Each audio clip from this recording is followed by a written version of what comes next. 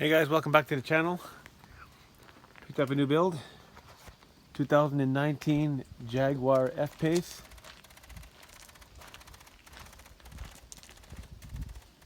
Got the charger on it now, the battery's stone dead.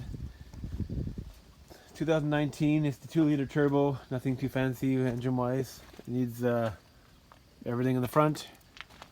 Hood's pretty damaged too.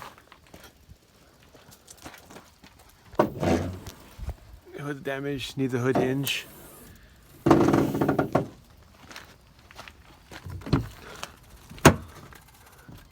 Pretty nice inside.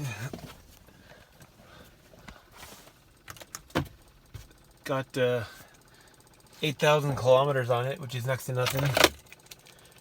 Pair of keys.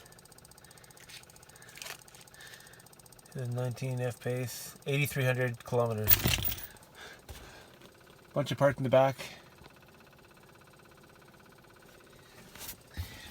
Yeah, so this is the next build. So once we're done the expedition here, which it's all primered, ready to go. Working on a journey, but I didn't film that because it's a junk car. Yeah, so we're gonna jump on the Jaguar right after this Ford expedition.